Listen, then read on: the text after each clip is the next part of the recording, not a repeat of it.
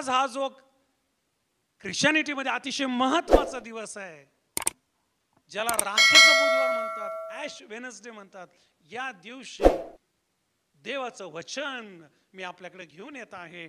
आणि हे जे देवाचं वचन आहे हे अतिशय अतिशय महत्त्वाचं आहे. आणि म्हणून मी आपल्याला प्रभूमध्ये नम्र विनंती करेल, याला बारकाईने ऐका, याला बारकाईने आपल्या हृदयात उतरून घ्या. कारण हे वचन, हा संदेश आपल्याला ख्रिस्ती जीवन जगत असताना खूप अंडरस्टँडिंग देईल, आपल्याला मार्गदर्शन करेल.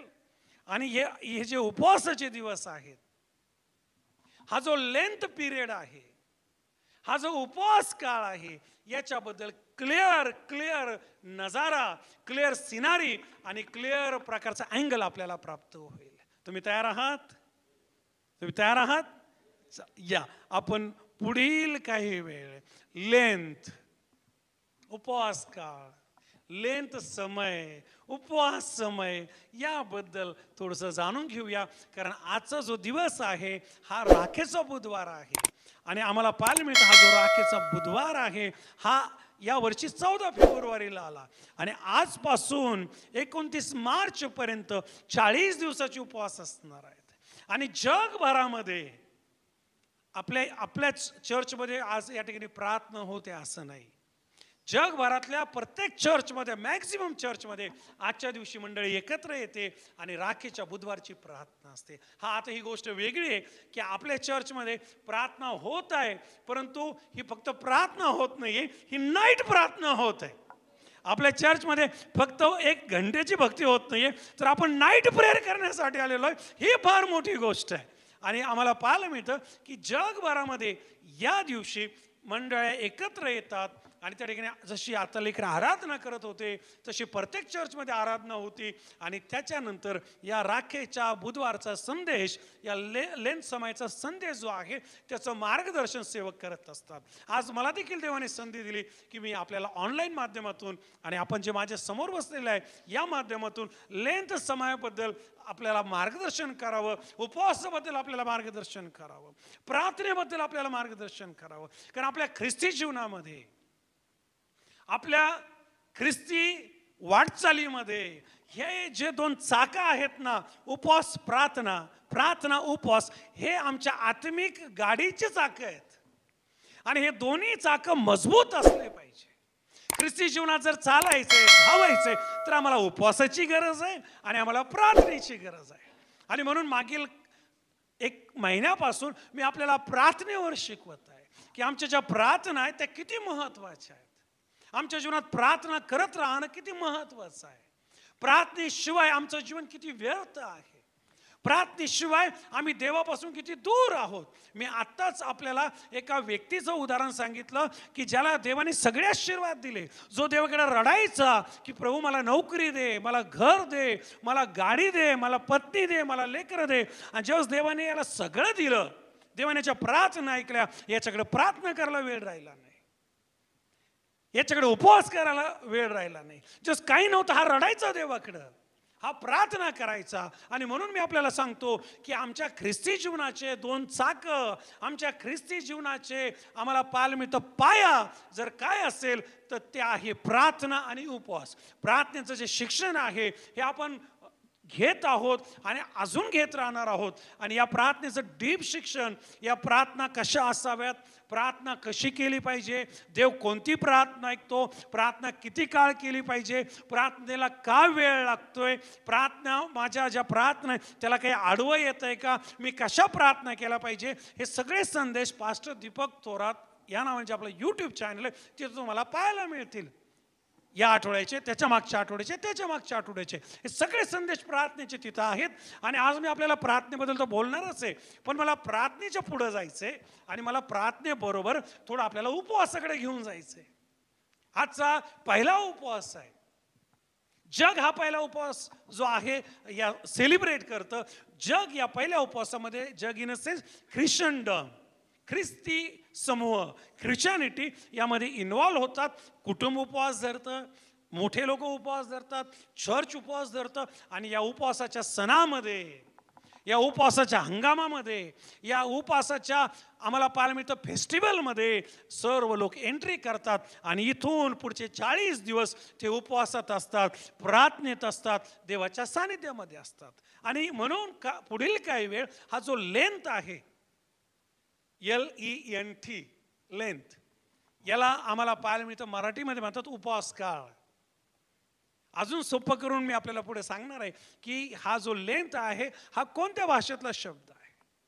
परंतु मला सुरुवातीला आपल्याला सांगू द्या की आज आम्ही ते जमलेलो असताना की आमच्या ख्रिस्ती जीवनात जेव्हा कधी आम्ही उपवास करत असताना, जेव्हा कधी या 40 दिवसाच्या उपवास समयातून आपण जात असताना आम्हाला याचं नॉलेज, याची अंडरस्टँडिंग असली पाहिजे. आणि म्हणून या समयाला लेंथ असं म्हणतात. जागतिक लेवलला मी आपल्याला स्पेलिंग पण सांगितली.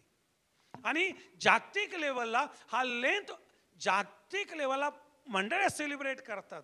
आता महत्वाची गोष्ट या लेंथची जी आहे, हा लेंथ कुठल्याही एका डिनॉमिनेशनसाठी नाही. हा जो लेंथ आहे कुठल्या एक ठराविक समूहासाठी नाही. मजेची गोष्ट या लेंथमध्ये, हा जो लेंथ आहे याच्यामध्ये कॅथोलिक समूह दिसतो. सर्व कॅथोलिक लोक लेंथ साजरा करतात. याच्यामध्ये ऑर्थोडॉक्स जे आहेत, ऑर्थोडॉक्स आम्हाला पाहायला मिळतं हे ते लोक आहेत की ज्यावेळेस मार्टिन लुथरनी बंड केलं, बंड इन अ सेन्स ज्यावेळेस मार्टिन लुथरची मुवमेंट चालू झाली, आणि ही जी मुवमेंट आहे या मुवमेंटमध्ये काही लोक मार्टिन लुथर बरोबर गेले, काही लोक फादर आणि पोप बरोबर राहिले, आणि ही जी स्प्लिट झाली, हे जे विभाग झाला, लक्षपूर्वक ऐका, 15व्या शतकापर्यंत सगळे कॅथोलिक होते. मागील फक्त एक 500-600 वर्ष अगोदर प्रोटेस्टंटिझम आलं. मार्टिन लुथर यांनी त्या ठिकाणी ही मुवमेंट चालू केली. त्यांच्याबरोबर अनेक लोक गेले आणि त्यांना नाव दिलं गेलं प्रोटेस्टंट.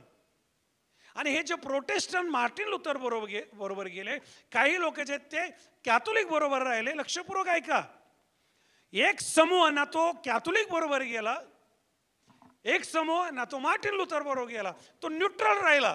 तुम्हाला समजतं मी काय बोलत आहे? त्यांना कॅथोलिक नको होते आणि त्यांना प्रोटेस्टंट नको होते. मग या समूहाने न्यूट्रल स्टँड घेतलं आणि यांना म्हणतात ऑर्थोडॉक्स. याच्याबद्दल डीप टीचिंग, याच्याबद्दल डीप स्टडी मी नंतर तुम्हाला कधी देईल. परंतु हे मी ऑर्थोडॉक्स का तुम्हाला सांगत आहे, माझा फक्त शब्द ऑर्थोडॉक्स तुम्ही ऐकलं नाही पाहिजे, तुम्हाला समजलं पाहिजे ऑर्थोडॉक्स का म्हणले बाळक साहेब. कॅथोलिक लोक हे 40 दिवसाचे उपवास करतात, प्रोटेस्टंट लोक हे 40 दिवसाचे उपवास करतात, ऑर्थोडॉक्स लोक, ऑर्थोडॉक्स लक्षात आले का तुमच्या? जे मार्टिन लुथर बरोबरही गेले नाही, जे प्रोटेस्टंटही नाहीत, आणि जे कॅथोलिक नाही, मधला समूह हा आहे तिसरा समूह. आणि हा समूह आम्हाला पाहायला मिळतो, हे देखील हे 40 दिवसाचे उपवास करतात. याच्या पुढे जाऊन आपल्याला मी सांगतो, प्रेस्बिटेरियन असेल, अँग्लिकन चर्चेस असतील, मला आपल्याला सांगू द्या, मेथडिस्ट असतील, CNI असेल, UCNI असेल, इतकंच नाही, मेनलाईन चर्चेस असतील, जगातली प्रत्येक मॅक्झिमम ज्या मुवमेंट्स आहेत, चर्चेस आहेत, आम्हाला पाहायला मिळतं ज्या डिनॉमिनेशन आहेत, संघटना आहेत, जास्तीत जास्त लोक 40 दिवस उपवास प्रार्थना करतात. आणि हे सगळे जे उपवास प्रार्थना करतात, या सगळ्या लोकांनी या समयाला लेंथ, उपवास प्रार्थनेचा समय, अशा प्रकारचं जे नाव आहे ते फॉलो ते करत आलेले आहेत. लेंथ हा जो शब्द आहे, आम्हाला पाहायला मिळतं, हा जुनी जी इंग्लिश आहे तिथून आलेला शब्द आहे. आणि लेंथ या शब्दाचा लिटरली अर्थ होतो स्प्रिंग टाइम. स्प्रिंग टाइम म्हणजे वसंत ऋतू. वसंत ऋतू आम्हाला पाहायला मिळतं की वसंत ऋतूमध्ये झाडाचा पाला, सध्या आजूबाजूला पाहताय का तुम्ही? झाडांचं ऑब्झर्वेशन केलं का? हा, आपल्या चर्चा बाहेर पहा, झाडाचा पाला पडत आहे, तुमच्या दारातल्या झाडांचे पाले पडत आहे. वसंत ऋतूमध्ये काहीतरी झडतं आणि काहीतरी उगवतं. आणि मग हा जो लेंथ शब्द आहे, याच्यासाठी जो इंग्लिश शब्द आहे तो आहे स्प्रिंग टाइम. आणि स्प्रिंग टाइम जो आहे याचा मराठी शब्द आहे वसंत ऋतू. आणि वसंत ऋतूमध्ये आम्हाला पाहायला मिळतं कशाला तरी जायचं असतं, कशाला तरी यायचं असतं. आणि म्हणून ख्रिश्चनडममध्ये लोक या 40 दिवसामध्ये स्वतःला टाकतात, अनेक गोष्टी ते तिथं सोडून देतात, पाल्याप्रमाणे त्या टाकून देतात आणि नवीन सुरुवात ते करत असतात. नव्यानं ते जन्माला येत असतात, नव्यानं ते देवाच्या जवळ येत असतात. बर, याच्यासाठी जो ग्रीक शब्द आलाय लेंथसाठी तो आहे तेसरा कोंथा. हा जो ग्रीक शब्द आहे तेसरा कोंथा, याचा अर्थ होतो 40.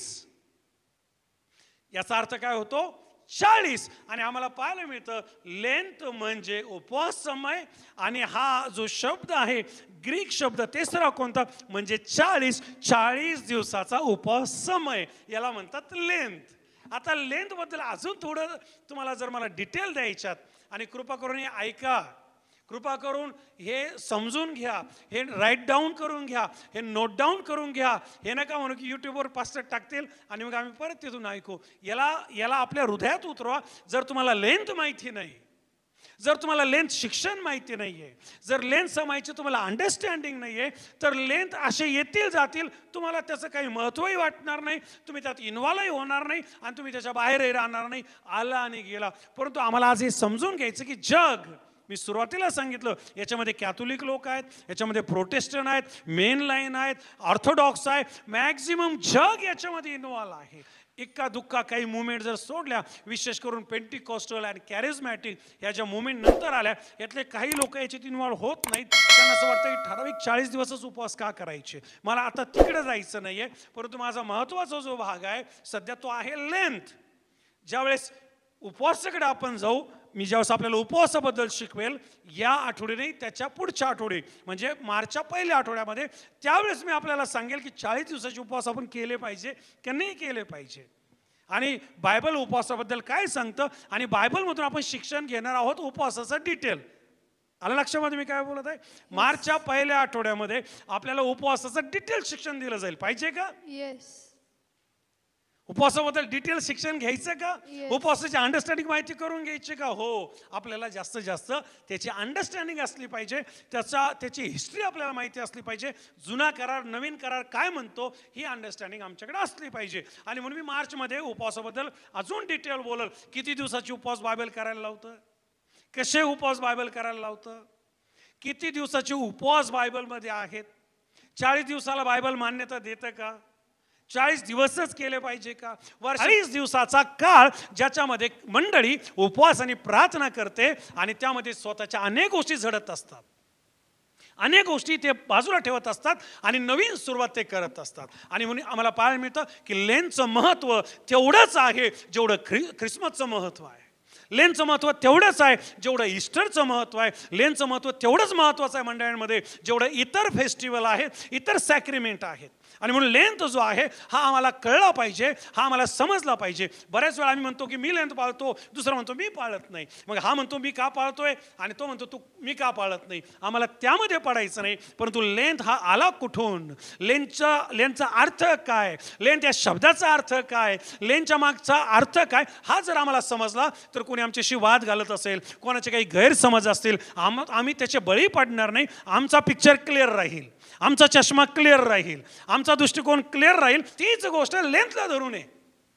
जर आम्हाला लेंथ क्लिअर समजला तर मग कोणी काही शिक्षण देऊ, कोणी काही म्हणू, आम्हाला तिकडे जायचं नाही, कारण आमच्याकडे काय बेस आहे. आणि म्हणून लेंथ जो आहे हा आम्हाला पाहायला मिळतं की हा 40 दिवसाचा समय आहे ज्याच्यामध्ये मंडळी वेळ घालवती, मंडळी उपवास करते, मंडळी प्रार्थना करते. बरं, इतकंच नाही, आम्हाला पाहायला मिळतं हा जो लेंथ शब्द आहे, या लेंथ शब्दाचा उल्लेख बायबलमध्ये कुठेही नाही. हा जो लेंथ शब्द आलाय याचा उल्लेख बायबलमध्ये कुठेही नाही, कारण याची सुरुवात जी आहे आम्हाला पाहायला मिळते की ही येशू ख्रिस्ताच्या नंतर झालेली आहे. आणि म्हणून जर तुम्हाला कोणी कधी विचारलं की लेंथ जो आहे तो कुठून आला किंवा लेंथ बायबलमध्ये दाखवा, तर आपलं बायबल वाचत बसू नका, शोधत बसू नका, आयुष्य निघून जाईल, सापडणार नाही. पण आज लक्षात घ्या की लेंथ हा जो शब्द आहे तो तुम्हाला बायबलमध्ये सापडणार नाही. लेंथ हा जो शब्द आहे हा येशू ख्रिस्ताच्या नंतर आलेला आहे. येशू ख्रिस्ताच्या स्वर्गानंतर रोवणानंतर हा लेंथ जो आहे हा आम्हाला पाहायला मिळतो सुरू झाला. आणि विशेष करून हा लेंथ कशासाठी सुरू झाला, तर या लेंथचा मेन उद्देश का हा लेंथ सुरू झाला, येशू ख्रिस्ताने केलेलं बलिदान, अखिल मानवजातीसाठी येशूने केलेलं बलिदान याचं स्मरण करण्यासाठी आम्हाला पाहायला मिळतं येशू ख्रिस्ताने वधस्तंभावर दिलेला प्राण, येशू ख्रिस्ताने सहन केलेलं दुःख याचं स्मरण करण्यासाठी हा लेंथ सुरू झालेला आहे. आणि याचा मेन उद्देश जर काय असेल, लेंथ म्हणजे काय, लेंथ या शब्दाचा अर्थ काय, लेंथचा उद्देश काय, तर लक्षात ठेवा लेंथ जो आहे ही एक परंपरा आहे. आणि ही परंपरा कशासाठी मंडळींनी सुरू केली, येशू ख्रिस्ताचं बलिदान जे आहे त्याचं स्मरण करण्यासाठी. आता फक्त 40 दिवसाचंच आम्हाला येशूचं बलिदान स्मरण करायचं नसतं, परंतु चला या निमित्तानं का होईना जो कधी येशूच्या बलिदानाची आठवण करत नाही तो या समयात तरी आठवण करतो. येशूचं जे बलिदान आहे त्याची आम्हाला रोज आठवण करायची. किती लोक आमेन म्हणतील? रोज आम्हाला येशूचा वधस्तंभ गाजवायचा आहे, रोज आम्हाला येशू ख्रिस्ताचं मरण आठवायचं आहे. किती लोक आमेन म्हणतील? रोज येशू ख्रिस्त माझ्या पापासाठी मेलाय हे मला मुखाने कबूल करायचंय. रोज मला येशू ख्रिस्ताच्या मरणासाठी, येशू ख्रिस्ताने या जगात आल्याबद्दल, येशूने आमचं दुःख स्वतःवर घेतलं म्हणून आम्हाला त्याचे आभार मानायचे, धन्यवाद येशूला द्यायचा आहे. आमेन बोला. आणि याचा मेन उद्देश जर लेंथचा काय असेल तर प्रभू येशूचं बलिदान याचं स्मरण करणं, ते सिरियस होणं, 40 दिवसाचं ऑब्झर्वेशन करणं आणि त्या दिशेने जाणं आणि म्हणून हा लेंथ महत्वाचा आहे. आता हा लेंथ आम्हाला पाहायला मिळतो, हा सुरू कधी झाला किंवा सुरू कोणी केला? हा जो लेंथ आहे आम्ही पाहतो या लेंथची सुरुवात AD 29 ते 33च्या दरम्यान झाली. AD म्हणजे येशू ख्रिस्ताच्या नंतर, येशू ख्रिस्ताच्या नंतर, येशू ख्रिस्ताच्या स्वर्गारोहणानंतर AD 29 म्हणजे 29 ते 33 वर्षाच्या दरम्यान पहिला जो लेंथ आहे, पहिला जो उपवासाचा काळ आहे, पहिला आम्हाला पाहायला मिळतं की जो उपवासाचा पिरियड आहे तो मंडळीने साजरा केला. अतिशय जुना आणि अतिशय प्राचीन जो आम्हाला पाहायला मिळतं दस्तावेज आहे, जी हिस्ट्री आहे, तिथून हा जवळ 2000 वर्षापूर्वी साजरा झाला. येशू ख्रिस्ताच्या मरणानंतर काही वर्षाच्या आत पहिला लेंथ जो आहे तो सेलिब्रेट केला गेला, तो साजरा केला गेला. आणि म्हणून याला ख्रिस्ती मंडळीमध्ये फार महत्त्वाचं आहे. परत मी आपल्याला सांगतो, हा काय आता सुरू नाही झाला.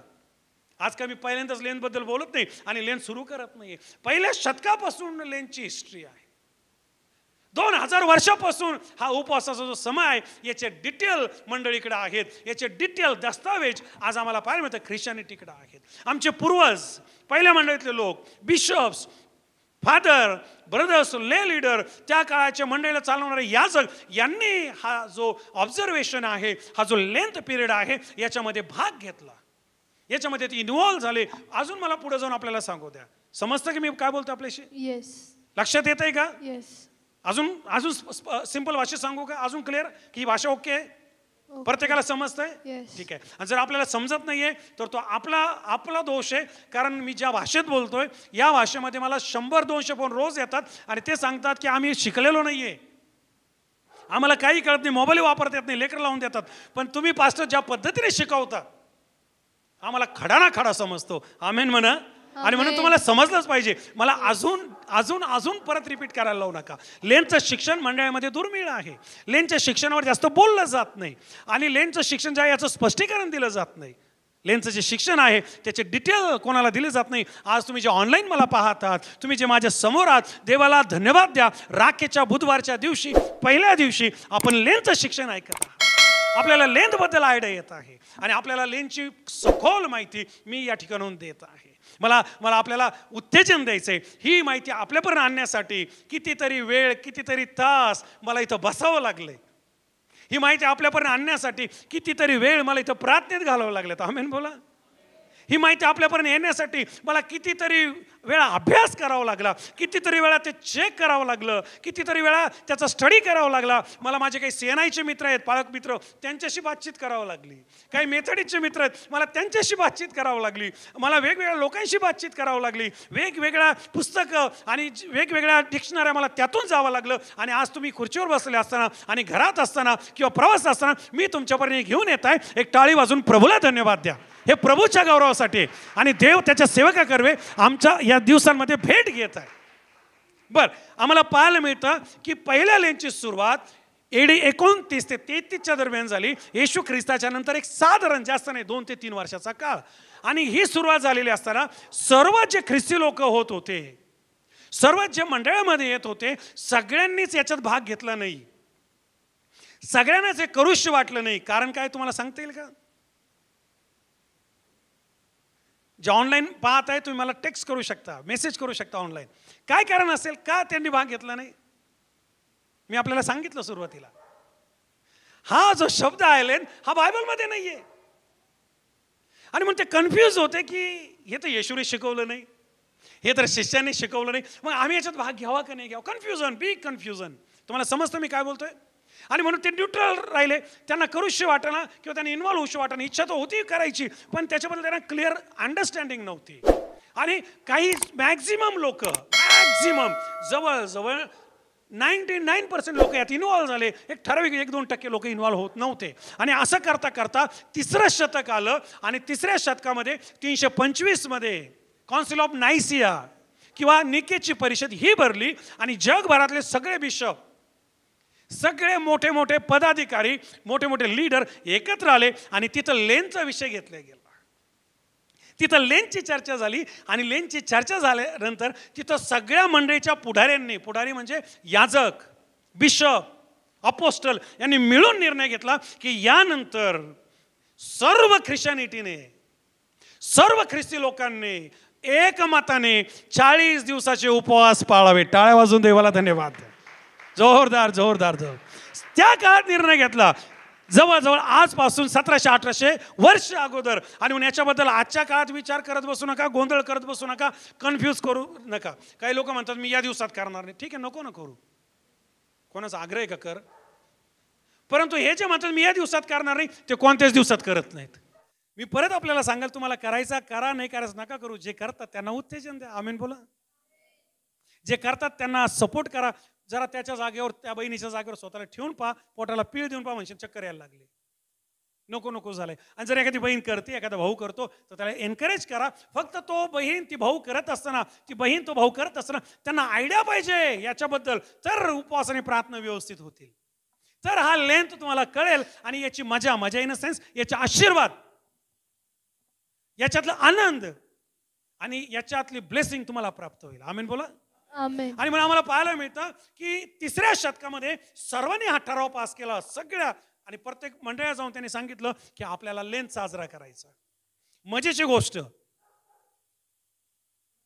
मजेची गोष्ट, क्लायमॅक्स. पहिला जो लेंथ आहे,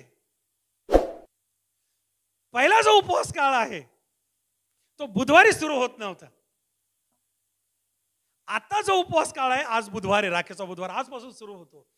पहिला जो लेंथ आहे, पहिला जो उपवास काळ आहे, तो बुधवारी सुरू होत नव्हता, तो रविवारी सुरू व्हायचा. लक्षात येतंय का? पहिला उपवास ते रविवारी सुरू करायचे आणि शेवटचा उपवास देखील ते रविवारी ठेवायचे. शेवटचा जो उपवास असायचा त्यांचा तो ईस्टर संडेला असायचा. परंतु ही जी तिसऱ्या शतकात परिषद झाली, तिथं ठरलं की ईस्टरच्या अगोदर 40 दिवस, ईस्टरच्या अगोदर 40 दिवस. आणि ज्यावेळेस ते 40 दिवस मोजले, ज्याच्यात रविवारी इन्क्लूड नव्हते, तर हे 40 दिवस बुधवारी भरतात.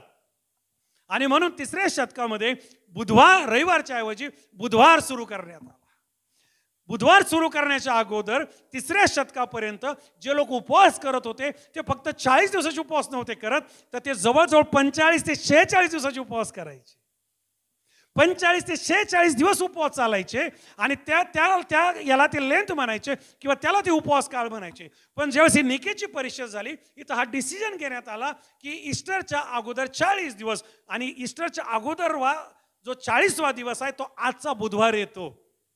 आणि याला पूर्वी राखेचं बुधवार हे नाव नव्हतं, याला फक्त उपवासाचा बुधवार म्हणायचे, याला फक्त प्रार्थनेचा आणि उपवास समायचा बुधवार म्हणायचे. आणि बुधवारपासून रविवार बदलला, आता बुधवार सुरू झाला. आणि बुधवारपासून ईस्टरपर्यंत हे उपवास चालायचे आणि हे 40 दिवस भरायचे. याच्यामध्ये रविवार नव्हते. आजही लोक 40 दिवस काढतात, रविवार धरत नाहीत. रविवार सोडून ते 40 दिवस करतात. आजपासून सुरू करतील आणि कुठपर्यंत जातील? ईस्टरच्या आम्हाला पाहिजे 1 दिवस अगोदरपर्यंत जातात आणि 40 दिवसाचे उपवास करतात. आणि याच्यामध्ये आम्ही पाहतो की ते 40 दिवस घालवतात. आणि म्हणून पहिल्या मंडळीने 45 ते 46 दिवस याच्यावर भर दिला. दुसऱ्या आणि तिसऱ्या शतकामध्ये आम्ही पाहतो याच्यात स्लाइडली बदल करण्यात आले, कारण लेंथ बायबलमध्ये नाही. बायबलमध्ये कुठेही लिहिलं नाही 40 दिवसाचे उपवास करा. माझे शब्द नीट ऐका. 40 दिवसाचे उपवास करा, बायबलमध्ये कुठेही लिहिलेलं नाही. परंतु आमचे पूर्वज, पहिली मंडळी, तिसऱ्या शतकातले आमचे मोठे पूर्वज, बिशप्स, पोप त्यांनी हे डिसिजन घेतले की करायचंय, म्हणून हे परंपरेने चालत आलंय. आणि याच्यामध्ये वावगं काही नाही, याच्यामध्ये चुकीचं काही नाही. जर याच्यामध्ये काही वावगं आम्हाला आढळतं, जर याच्यामध्ये काही चुकीचं आम्हाला आढळतं, तर आम्ही बायबलमध्ये ते पाहतो आणि आम्ही त्यात इन्व्हॉल्व्ह होत नाही. आणि तिकडे मी आपल्याला पुढे घेऊन जाईल. जेव्हा मी राखेकडे येईल, जेव्हा मी राखेच्या बुधवारकडे येईल, त्यावेळेस मी आपल्याशी बोलेल. सध्या माझा मेन उद्देश काय आहे की याच्यात स्लाइडली बदल केले गेले. पूर्वी 40 दिवसाचे उपवास कोणत्या दिवशी चालू व्हायचे? क्या बात, ट्रेन होत आहे, स्ट्रॉंग होत आहे. नंतर 325 मध्ये स्लाइड बदल करण्यात आला.